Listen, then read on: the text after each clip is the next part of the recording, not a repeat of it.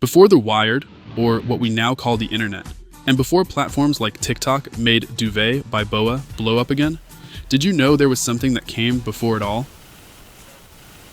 Why would a late 1990s Japanese anime use an English song by Boa instead of the usual J-pop, especially back in 1998?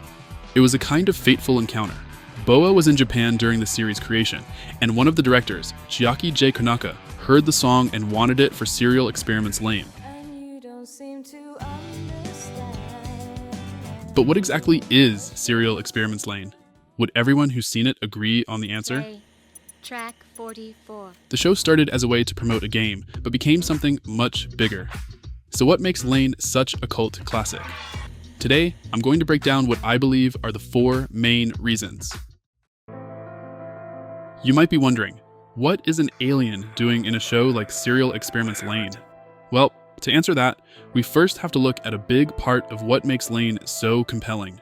Its mix of psychological and Lovecraftian horror, of which often go hand in hand. Chiaki J. Konaka, one of the main writers, drew heavily from Lovecraft's ideas about forbidden knowledge, the breakdown of identity, and beings so vast and mysterious they're beyond human understanding. Have you noticed how these ideas show up in The Wired and in Lain herself? They shape much of the show's unsettling atmosphere. For example, in episode 8, Wired Lain had spread rumors about Alice, which shaped perceptions of what's real or not. A manipulation eerily paralleled in today's world, where misinformation influences reality. The nature of truth and identity becomes disturbingly blurred, echoing Lovecraftian themes of cosmic indifference. The idea that the universe is so big, unconcerned, and the scary idea it does not care about human existence, values, or suffering. And here's something they don't want you to know. Lain's background? It's been fabricated, constructed by shadowy forces pulling the strings behind the scenes. Tachibana General Laboratories is the powerful organization behind much of the Wired's technology and the creation of Lain's human form. The Men in Black serve as Tachibana's covert agents, enforcing their control and surveillance in the real world. Their look and the mysterious font style clearly pay homage to the X-Files. Together, they form a tightly linked faction, working to manipulate Lain's identity and maintain control over the Wired and reality itself. These intertwined conspirators create a tangled web of secrets and power struggles we'll explore shortly. It's a lie, all of it. I don't get it. Did you know Lovecraft was inspired by the ocean's endless, dark, and unknown depth? That's the origin of Cthulhu. Why is that important? Because Lovecraft's ocean influence also shaped how we visualize aliens today.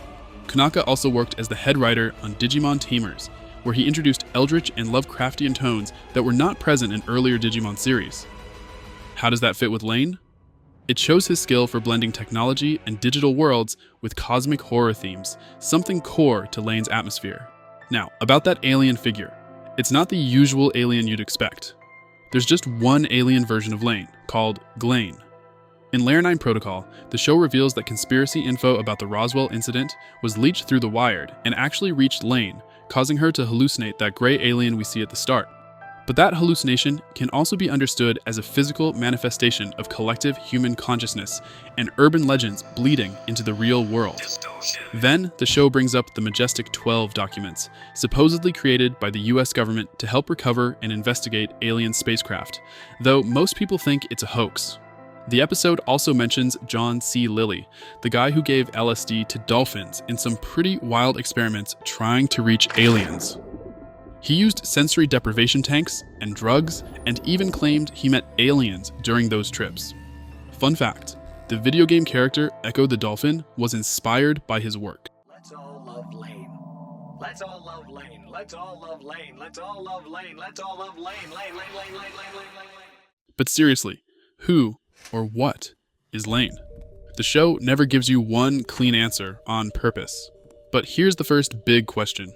Who are these different Lains we keep seeing? The exact nature of Lain isn't given as a clean answer on purpose. There are multiple Lains in the story's universe. Normal Lain, Wired Lain, and Alphabet Lain, each with distinct spelling, speech patterns, body language, and even eye design. Normal Lain is the shy, reserved girl Alice sees at school. Wired Lain is assertive and intimidating, the online persona.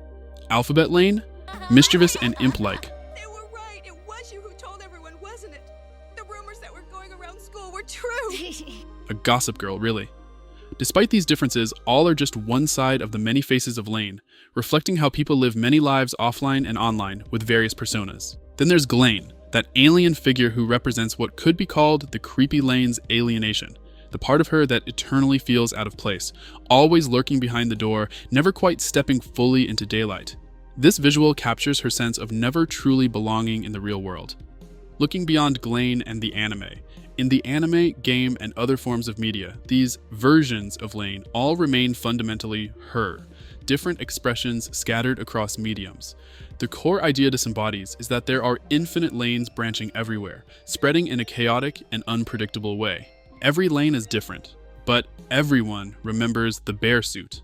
Funny enough, there was even debate during production about whether it was too mo or weeby for such a dark show, but it was kept to visually show Lain hiding herself from the outside world and her family. Ironically, fans who probably skipped the show grabbed that image to infantilize her, treating her more like a kid than the complex teenager she is. More recently, internet culture has layered on new, often cringeworthy interpretations, from the femcel icon Lain in niche online circles to the AI NFT crypto bros. You're telling me that you've been passing off these dupes as me all along? What a load of garbage! Every meme, fan edit, and artwork adds another layer, another Lain on the Wired. The original concept of infinite Lains took on a life of its own, ironically becoming more viral than the show ever anticipated. There is one version of Lain that I didn't mention earlier on purpose. The Deus Mechanicus style version for all the Warhammer fans out there. For everyone else, think of it as Lain framed almost like a higher, mechanical, divine being. But how do we get to that point? In the anime, there's that moment of kids literally praising what looks like Lain in the clouds, which begs the question, what are her origins, really? To even try to answer that, we have to untangle the conspiracy web from earlier.